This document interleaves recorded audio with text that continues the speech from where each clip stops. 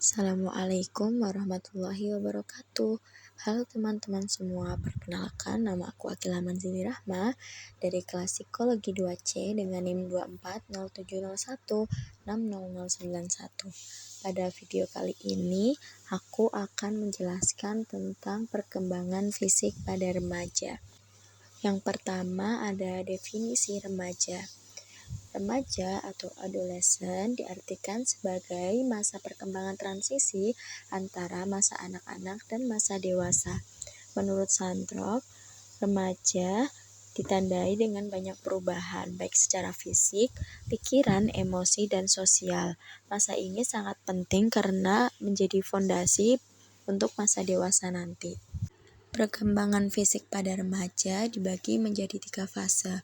Yang pertama ada fase remaja awal, yaitu usia 11-13 tahun, kemudian fase remaja tengah usia 14-15 tahun, dan fase remaja akhir usia 16-20 tahun. Perubahan fisik pada laki-laki dan perempuan tentunya berbeda. Pada perempuan, 4 perubahan fisik yang menonjol adalah pertambahan tinggi badan yang cepat, kemudian menstruasi, pertumbuhan buah dada, dan pertumbuhan rambut kemaluan. Sedangkan pada laki-laki, pertumbuhan fisik yang menonjol berupa pertambahan tinggi badan yang cepat, pertumbuhan penis, pertumbuhan testis, dan pertumbuhan rambut kemaluan. Selanjutnya ada 2 aspek perubahan dan perkembangan fisik pada remaja menurut Elizabeth B. Harlock. Yang pertama ada perubahan eksternal. Perubahan eksternal merupakan perubahan fisik yang bisa langsung terlihat dari luar tubuh. Beberapa contohnya adalah yang pertama, pertambahan tinggi badan, yakni rata-rata perempuan mencapai tinggi yang matang antara usia 17 dan 18 tahun, sedangkan pada remaja laki-laki setahun sesudahnya. Selanjutnya juga ada pertumbuhan berat badan, yakni perubahan berat badan mengikuti jadwal yang sama dengan perubahan tinggi badan. Kemudian proporsi tubuh juga membaik. Berbagai anggota tubuh lambat laun mencapai perbandingan tubuh yang baik. Kemudian perubahan eksternal yang terakhir adalah organ seks menjadi matang, yaitu baik organ seks prima maupun organ seks wanita mencapai ukuran yang matang pada akhir masa remaja. Namun untuk fungsinya belum matang sesampai beberapa tahun kemudian.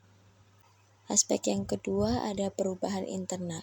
Perubahan internal sendiri merupakan perubahan yang terjadi di dalam tubuh dan tidak langsung terlihat, tetapi sangat penting adanya. Contohnya ada sistem pencernaan. Perut tumbuh menjadi lebih panjang dan lebar atau besar sehingga proses pencernaan makanan jadi lebih efisien. Kemudian juga pada sistem peredaran darah, yakni jantung tumbuh pesat selama masa remaja, khususnya pada usia 17 tahun atau 18 tahun. Hal ini membuat sirkulasi darah menjadi lebih kuat. Selanjutnya juga ada pada sistem pernafasan, yakni kapasitas paru-paru pada anak perempuan atau remaja perempuan hampir matang pada usia 17 tahun. Sedangkan pada laki-laki, tingkat kematangan pada kapasitas paru-parunya beberapa tahun setelah perempuan. Selanjutnya yaitu sistem endokrin. Kegiatan gonad pada masa pubertas sangat meningkat sehingga menyebabkan ketidakseimbangan sementara dari seluruh sistem endokrin pada awal pubertas. Contoh yang terakhir pada perubahan internal adalah jaringan tubuh, yakni perkembangan kerangka berhenti rata-rata pada usia 18 tahun. Jaringan selain tulang berkembang sampai tulang mencapai ukuran matang, khususnya bagi perkembangan jaringan otot. Dan yang terakhir ada Unity of Science Quran Surah Fatir ayat 11 yang artinya Allah menciptakanmu dari tanah, dari air mani, kemudian Dia menjadikanmu berpasang-pasangan laki-laki dan perempuan. Tidak ada seorang perempuan pun yang mengandung dan melahirkan kecuali dengan sepengetahuannya. Tidak dipanjangkan umur seseorang dan tidak pula dikurangi umurnya kecuali sudah ditetapkan dalam kitab Lauhul Mahfudz. Sesungguhnya yang demikian itu sangat mudah bagi Allah.